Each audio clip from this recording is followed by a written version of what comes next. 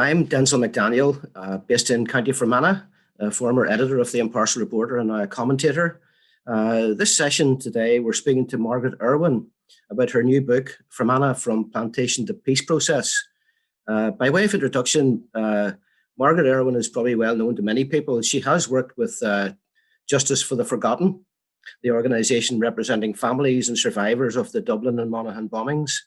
And she's worked there since 1993 for more than a decade with the families of other cross-border bombings and individual victims of the Northern conflict in the Republic of Ireland.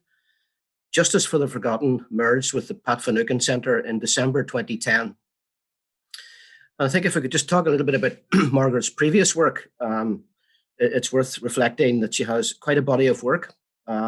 She's a native of Ballymitty, County Wexford, and a graduate of the Open University and NUI Maynooth, and with a master's, an honours master's in local history.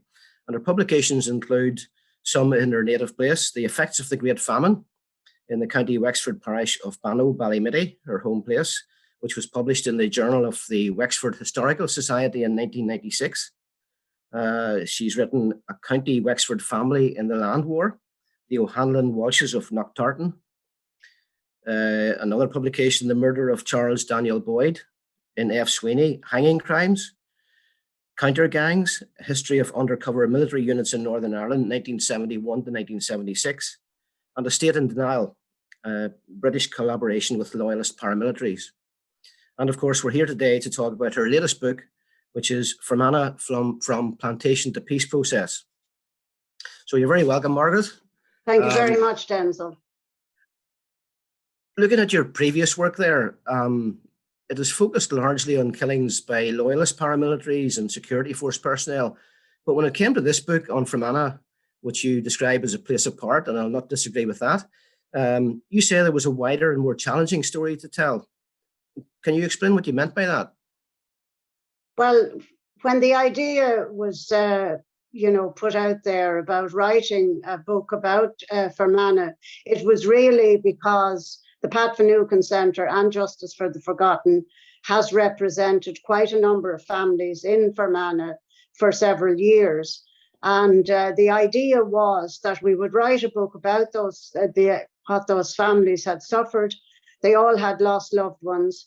And we had quite a body of information about them because they'd had HET reports, and we had other information as well. And also, I myself had done quite a bit of research on cross-border attacks into the southern border counties of Cavan, Monaghan and Donegal, which had originated in Fermanagh, particularly the Belturbet bombing and other bombings too, and attacks which had no fatalities.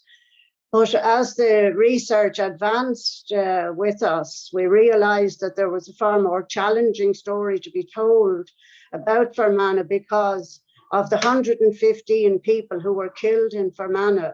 100 of them were killed by the IRA. And we realised that any book about the conflict in Fermanagh would have to reflect the stories of all the victims who were killed in Fermanagh. We hadn't much information about many of those other victims that we didn't represent, other than what was in Lost Lives, but we endeavoured to find out more about them, and we did this in various ways through newspaper reports and through the websites of other victims groups who might represent those families. So we did our very best to include as much as possible about all of those deaths. And in the book now we have, the full account of all those who were killed in Fermanagh during the conflict. I think it's certainly, when I read it, Margaret, it's certainly painstaking research, and there's quite a bit covered about the present day and the recent conflict. But the book's title is Fermanagh from Plantation to Peace Process, which is quite a wide period of our history. Was that to show the context of divisions throughout history between the two sides in the conflict? Perhaps you could also talk a little bit about how the Fermanagh aristocracy influenced political, economic and social affairs right through the centuries. Yeah, well, it was suggested to me that really we needed to look at the whole context of Fermanagh, that you couldn't just start off in 1969, 1970. So it was decided to go back as far as the plantation of Ulster, and obviously to deal with the plantation of Fermanagh in particular. And then one thing that really struck me when I was doing the research for the book was the influence of the members of the aristocracy. Of course, many of them were granted land at the time of the plantation. And there were 4 families in particular down through the ages who have had huge influence in Fermanagh. And they were the Earls of Erne, the Crichton family at Crumcastle, the Archdale family, who are baronets, and then you had the Viscount Brookborough, of course, and also Cole, of course. He was one of the very first of the planters who arrived in Fermanagh, Cole, and they became the Earls of Enniskillen. So those 4 families in particular, there were other families as well, but those 4 in particular had huge influence down through the centuries. I mean, if you just to mention a few of the periods in which they were particularly influential. During the Williamite Wars, there was the castle at Crum Castle was besieged by the Jacobite army, and in fact they were repulsed. The Crichton family sent for help from Enniskillen, and that came out, and the Jacobites were beaten back, and then there was a battle at Newtown Butler, and the Williamites won there. So, that was in 1689. And then just another example, when the Orange Order was founded in 1795, lodges were quickly set up in Fermanagh. Rosslea, I think, was the very first one. And whereas in some counties, the Orange Order was at that time thought to be not very respectable. It was very much the landlords and the aristocracy of Fermanagh took it very much on board, especially the Enniskillen Cole family and Archdale. They were heavily involved in guiding the Orange Order in Fermanagh. And then in the 1820s, you had what was called the Second Reformation, which was an attempt to, where the earlier Reformation had failed to convert the Irish people by and large to Protestantism. This was a new effort to try to do just that.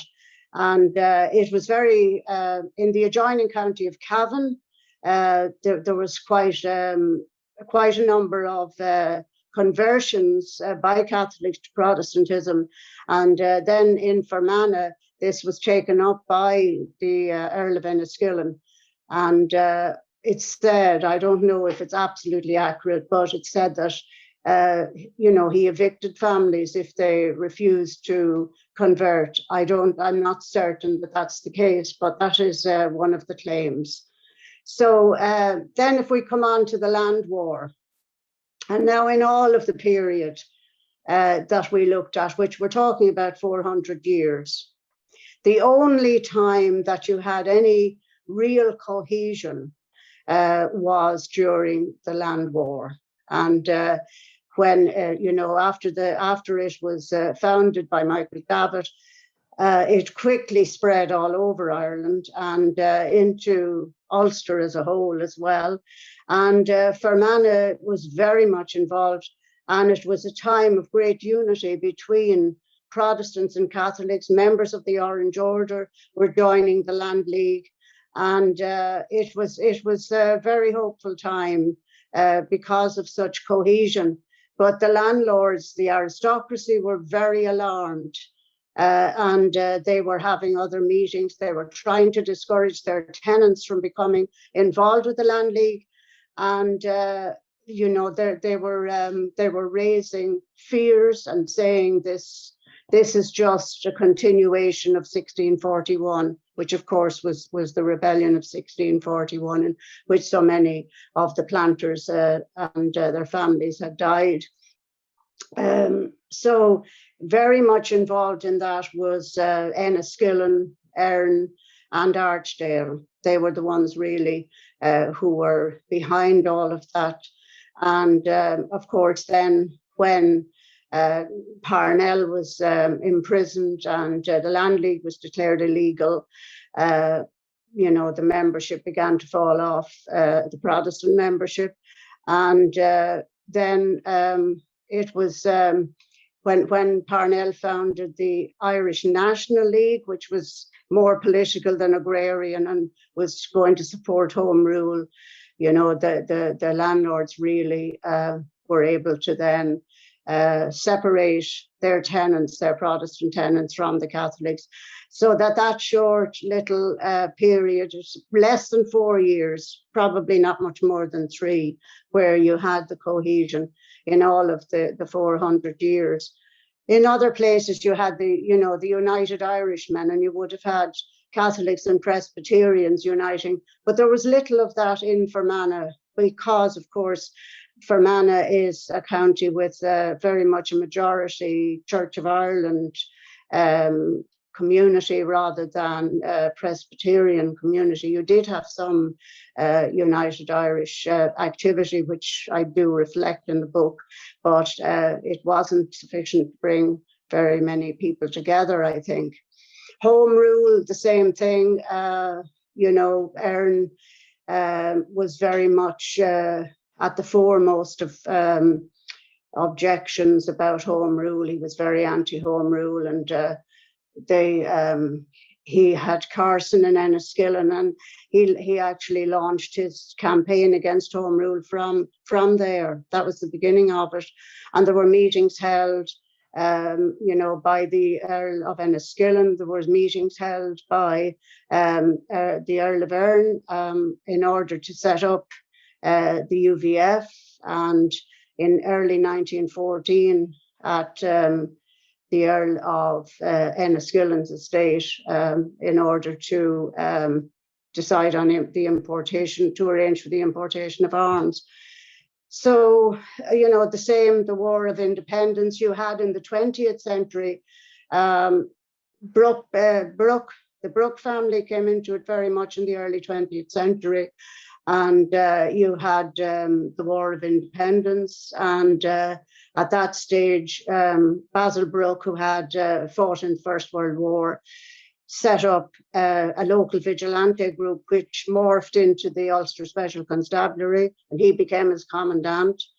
And so he was really the instigator of what came to be the Beidh Specials. And of course, then he served as Prime Minister of Northern Ireland for 20 years between 1943 and 1963. So as you can see, there's been, that's just a brief outline of the sort of activities and sort of influence the aristocracy had in Fermanagh down through the centuries. Yeah, so it's quite a heavy influence that continued right through into the last century. And by then, of course, the new Northern Ireland had been set up, and they were heavily influenced in that. We've seen a lot of coverage, Margaret, recently about the centenary of partition and the creation of Northern Ireland. And I think your research gives some indication of how Catholics and nationalists felt excluded. I was fascinated by an account of a lady called Margaret Nolan, who was evicted from her home at Ballinalack in 1951. Could you tell us about that, and maybe generally about the feeling that nationalist people felt about the way they were treated?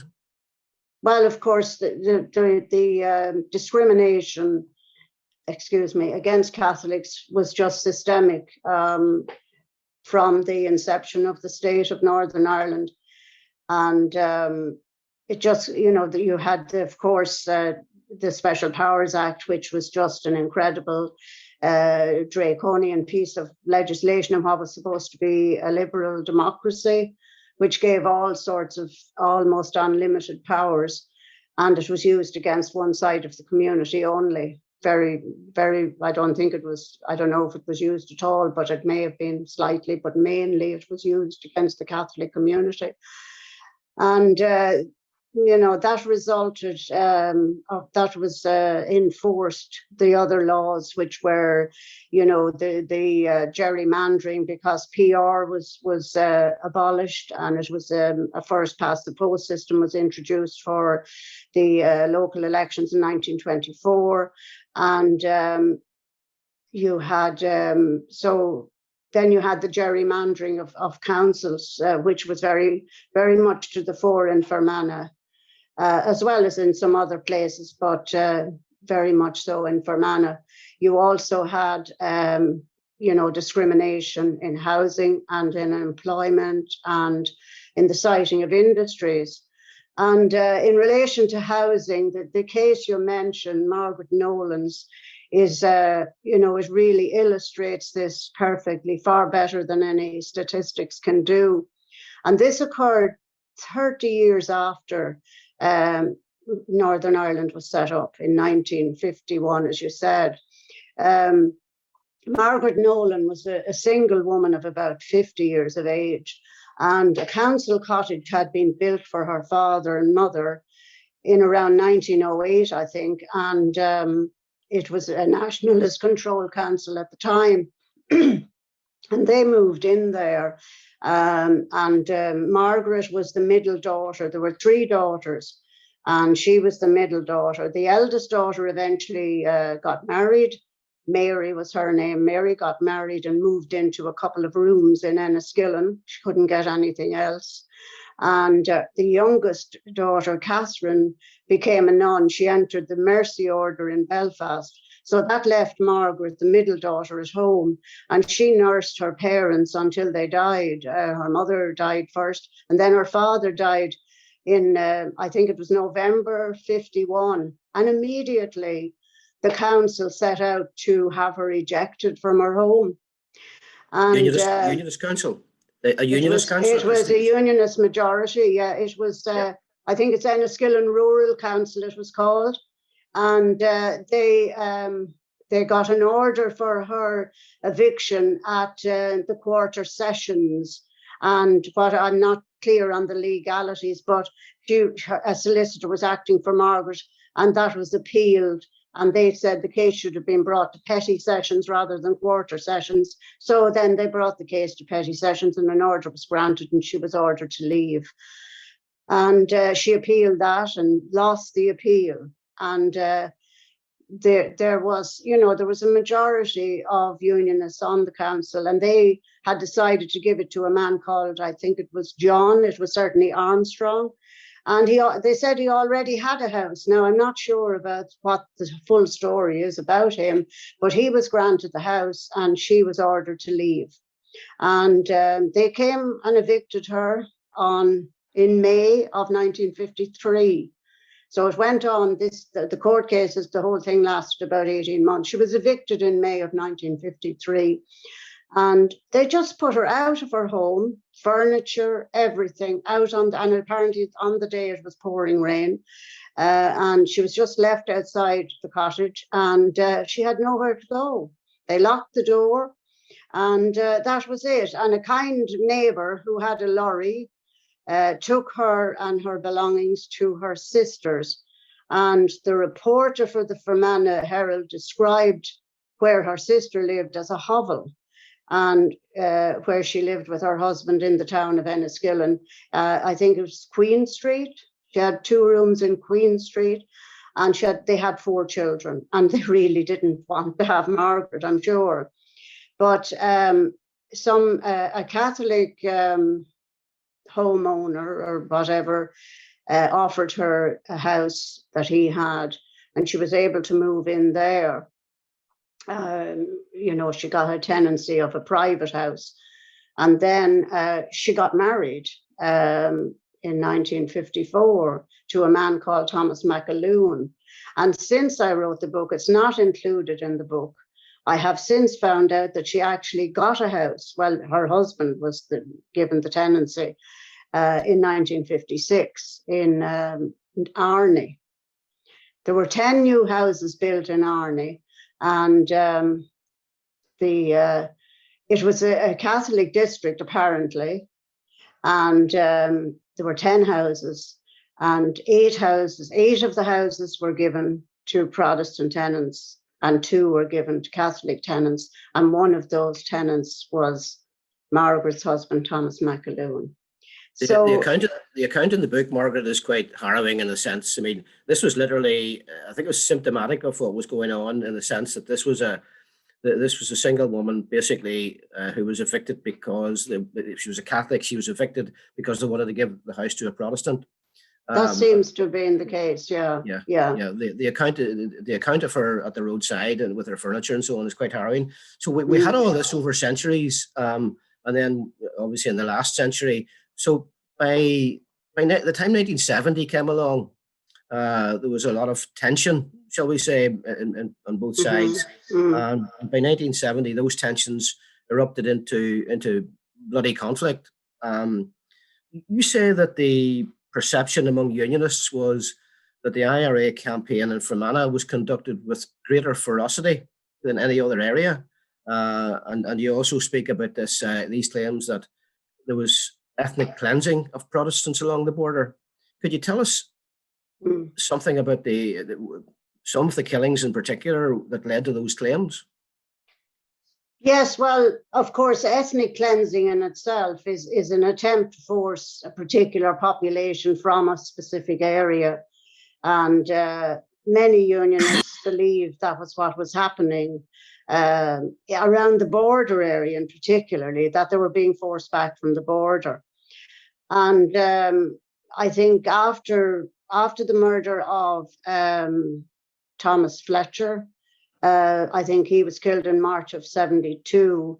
A number of he was a member of the UDR man. He was a member of the UDR. Yes, that's right.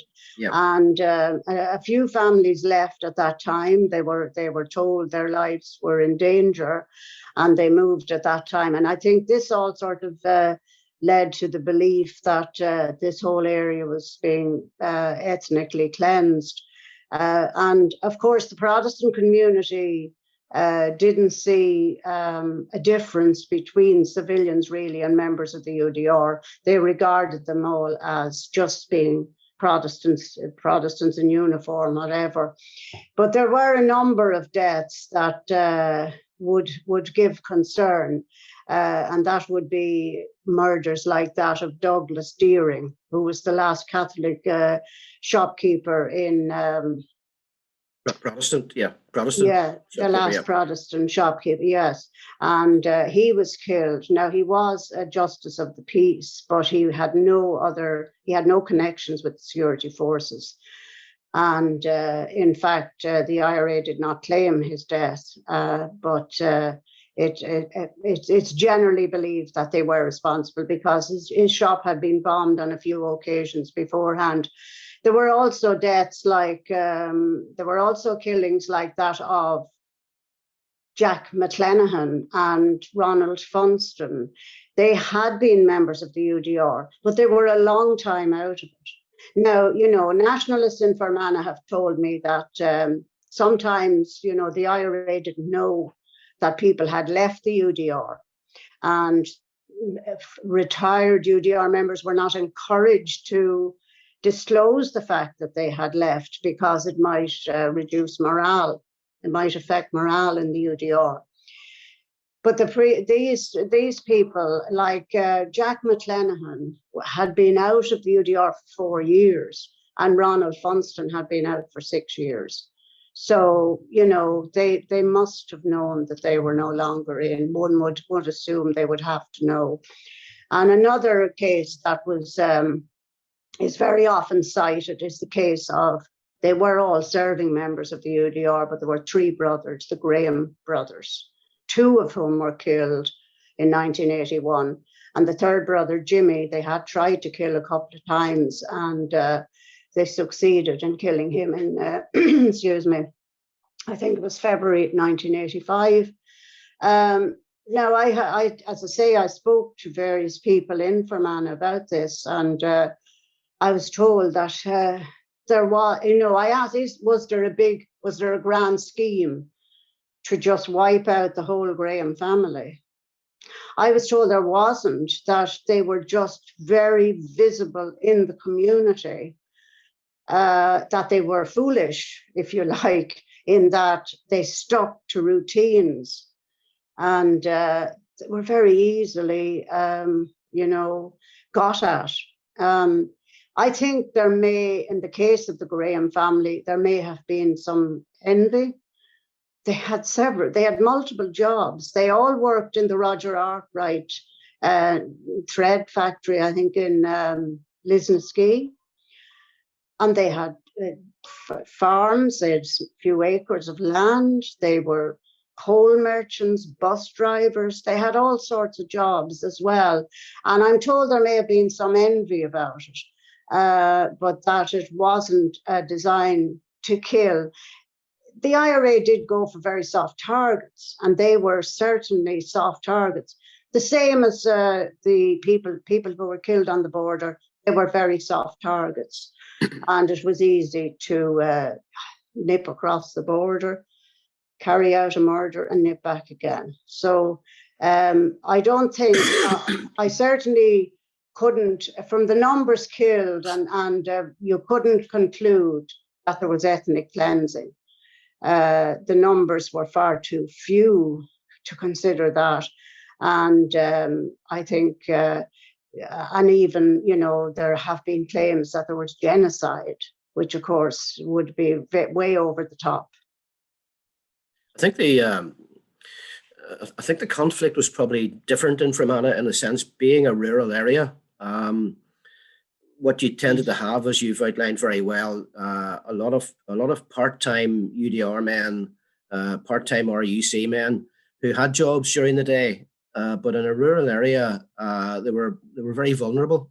Yes. In the sense, if they were, for example, a bus driver delivering to a school or whatever, and I think because it was the proximity to the border as well, I think what was happening, or what unionists at the time were claiming, was that they were deliberately targeting, if a farm was owned by a Protestant family and the parents were becoming elderly, they seemed to be picking on the eldest son.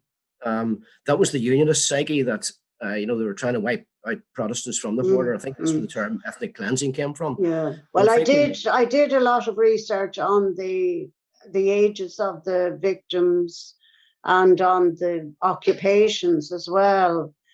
And there were multiple occupations. Now, as we saw with the Grahams, they may have had a few acres of land as well. But there were all sorts of jobs. There were forestry workers, there were hardware, work in a hardware shop, coal merchants, vegetable deliveries. There were all sorts of occupations. They weren't just farmers. And there were very few eldest sons, I think, killed. I think the very first chap, Beidh, who was killed, certainly was an only son, I think. And he was very young, I think, only in his early 20s.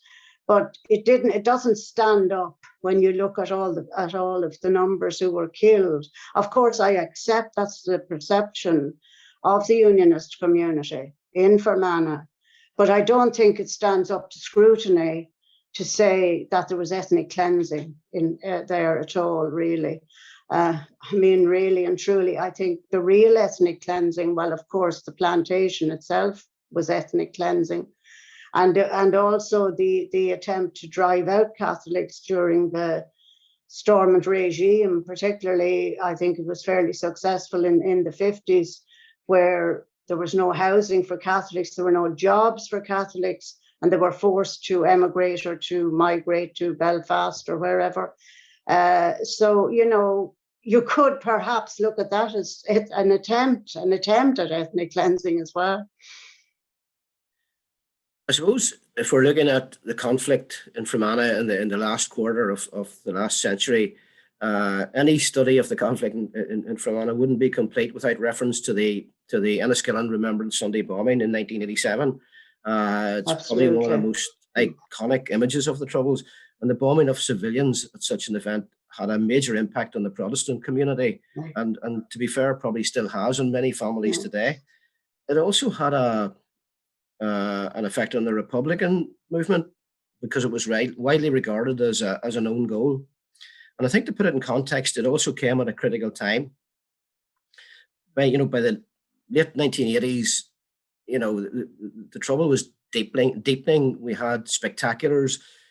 We also had, in the same year, the shipment of arms coming to the provisional IRA was intercepted on the Exund. We had the SAS earlier in 1987 ambushing the IRA unit at Loughgall. So there was quite a build-up at that time. And then we had Enniskillen in November. Talks between Gerry Adams and John Hume had already started by then. I sort of got the sense that maybe there was a realization on all sides that, things were getting worse. There didn't seem to be any resolution to this, and that it was time to have some sort of political settlement. And while I wouldn't say that Enniskillen was the turning point, I would say the late 80s, it started to turn towards political agreement. Would that be a fair assessment? Well, I think it started earlier than that, Denzil. I think after the election of Bobby Sands in 1981, and then other H-block Republicans were also elected around that at that time, even here in the Republic, that Republicans began to see there was another way. And I think they were looking for another way probably from then onwards. And of course, Enniskillen was a terrible atrocity. And even if, the idea was to kill members of the UDR, they must have known they couldn't have killed those members of the UDR without killing quite a number of civilians as well. And of course, they got the timing wrong. They didn't kill members of the UDR. The people they killed were all civilians, apart from one RUC reserve officer. They were all the others were civilians. I think it was a massive own goal, of course, and people were horrified by the fact that they would attack a religious ceremony so dear to the hearts of the Unionist community.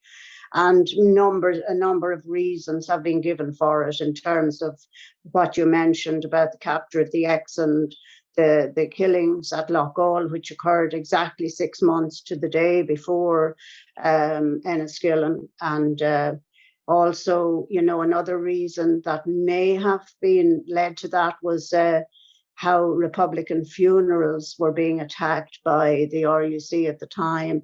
And there had been one in Derry only a few days before Enniskillen. All those have been put forward as possible reasons. But of course, nothing could excuse the bombing of Enniskillen and the killing of all those civilians. And yes, I think, as you say, Gerry Adams was in discussion, certainly with Alex Reid, Father Alex Reid, and through him with Charlie Haughey. And at some stage there along the way, then the talks began with John Hume. And but yes, I think there was a realization that this really was a step too far, and but it took a while. I mean, you had other killings after that, and it was only after the murder of Harry Keyes, who was a retired RUC officer, and he was killed in Donegal. He was he was from Fermanagh, lived in Fermanagh, and he was visiting his fiance's family in Donegal when he was killed in January 89. And it was after that that the IRA stood down the West Fermanagh Brigade, because I know from your own research, from your own book, you say, I think, that they were involved with Enniskillen. They were one of the units involved with Enniskillen. They were also responsible for the Tullyhammon bomb, which thankfully failed to explode. And also then you had Gillian Johnston killed in March, I think, of 1988, a civilian woman, 21 years old. And then you had Harry Keyes. And I think by this time, the leadership of the IRA had decided that they were a unit out of control and they were stood down. But it did take quite, it took a couple of, well over a year after Enniskillen for this to happen, yes. But I think, yes, I think you're right to say it was a turning point, but I think it had already the turning point. There was a turning point before that as well, with when Bobby Sands was elected. Yeah. I think there in the 80s that, if you look at the two events, the hunger strike election in 81 when Bobby Sands was elected with over 30,000 votes, it had quite an impact, I think, on both communities. And I think for the first time, Sinn Féin really felt that electoral politics would work. Yes. I do recall in the Fermanagh Council election of 1985, when Sinn Féin decided after the Ardèche to fight elections, that Sinn Féin became the largest party on Fermanagh District Council in their very first election, and Paul Corrigan took the chair at his first meeting. So that had an impact throughout the 80s. And then, as we say, Enniskillen and those awful events with Gillian Johnston, and that unit was regarded as especially reckless. So throughout the 80s, those had quite an effect on the psyche of both communities, and it did turn towards a more political solution. The figures also show, Margaret, and your previous work would inform you as well as this book, there were a high percentage of killings in Fermanagh carried out by the IRA. You've quoted the figures. But of course, there were killings by loyalist paramilitaries as well. I'm thinking particularly of Louis Leonard in 1972. Yeah. But unlike other areas, the loyalist violence seemed to wane in mid-70s. It had included, going across the border to bomb Belturbet, Petticoat, Clonus, places like that. Could you speak a wee bit about that and about the approach of the governments and the security forces to those loyalist paramilitaries? Yeah, well, it's said by, some historians like Edward Burke, for example, would say that the reason for loyalist attacks across the border in the early 70s was to get the Irish government to give more cooperation on the border. And this was, 1972. The first attacks, I think the first attack took place by loyalists on Clonus in October of 72, when a couple of young men were injured. But from the research I've done, the British authorities in 72 seemed to be concentrating a lot on control of explosives. And they were getting a lot of cooperation from the Fianna Fáil government at that time on the control of explosives. And during 72, the Irish government passed 3 pieces of legislation regarding the control of explosives, the use of sodium chlorate and nitrobenzene and all of that. And they had also, of course, reintroduced the Special Criminal Court. Desi O'Malley was Minister for Justice then. And so it seemed to be more that the British government was more interested in the control of explosives at that time. And then gradually, once you had the Cosgrave Coalition elected in March of 73, they gave full cooperation to the British government. The attacks, nobody has ever been convicted of the bombing of Belturbet, nor indeed of any other of the bombings. We have this perception, many people have the perception that the Irish government failed to cooperate with the British side on the border. And I don't think that's a fair assessment, because I think they cooperated quite a lot. And in fact, the border was porous in both directions. And 50 people in the Republic were killed by loyalists crossing the border. And also 2 loyalists blew themselves up in County Donegal. the very first person killed in the Republic was a loyalist who was trying to blow up Kathleen's Falls electricity power station in Ballyshannon in 1969.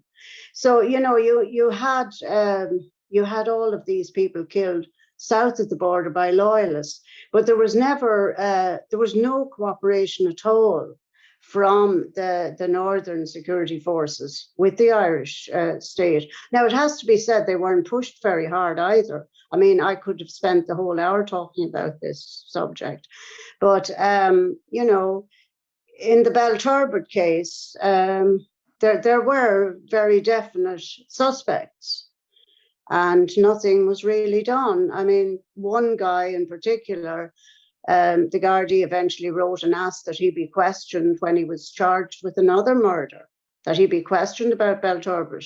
And there's no indication as to whether he ever was or not.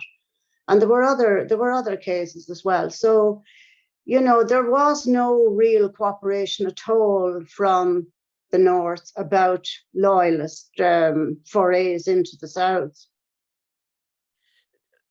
There was also another case you cover in the book, Margaret, which I actually remember very well. There was a young Catholic woman called Angela Darcy, who was killed in 1981.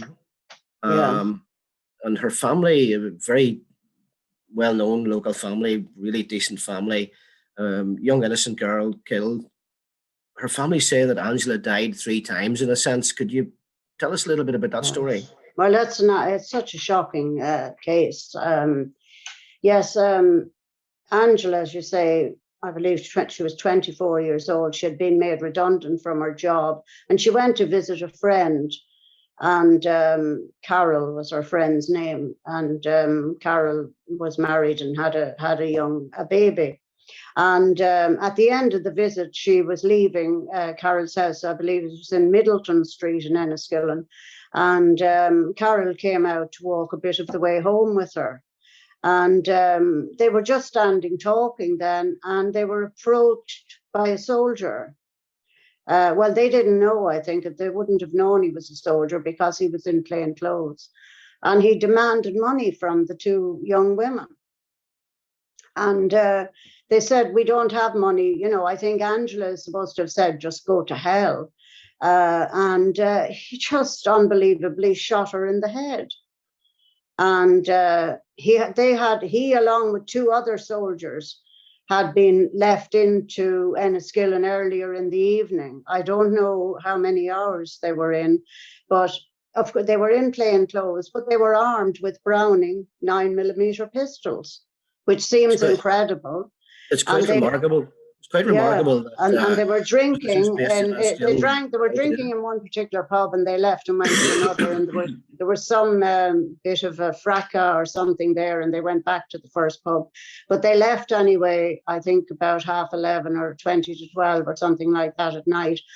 And they were making their way home, and this particular soldier told his companions that he needed to relieve himself, and went down a side street, which happened to be Middleton Street. And unfortunately for Angela, that is where he encountered her and killed her. So that is the first time she was killed, if you like. But the next morning, the RUC press office put out this story that she had been involved with drunken soldiers in a brawl, which was absolutely appalling. Now, I would suspect myself that this story, it was put out by the RUC press office. I would suspect it came from the British Army. And so, you know, her reputation was taken, and it was several hours before that was corrected. And then when it came to trial, the RUC were telling her family, there's no problem, this guy is going to be done for murder. But in fact, he wasn't. What happened was they went back to the barracks that night to St. Angelo, and it was 3 hours before a doctor came out and took a blood sample and found him to be, I think, more than 3 times over the limit. But who knows how drunk he was at the time, because Carol, who Angela's friend, said he didn't seem drunk. And there was an RUC officer who saw them in Castle Street afterwards and said they were walking quite normally. There was no sign of drunkenness, but yet he was absolutely, he was so drunk that it could have been fatal by the time the doctor got there. And the doctor was the only chief, he was the chief, the crucial witness in the trial. And Burkett, the soldier, was convicted only of manslaughter.